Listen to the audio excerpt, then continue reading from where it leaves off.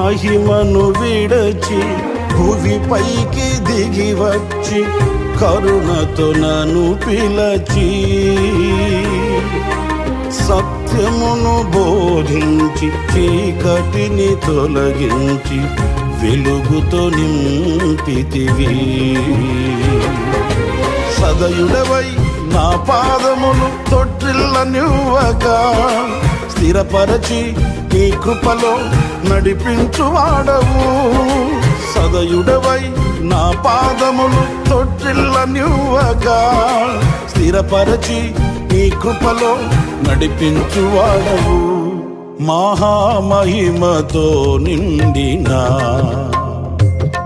కృపా సత్య సంపూర్ణుడా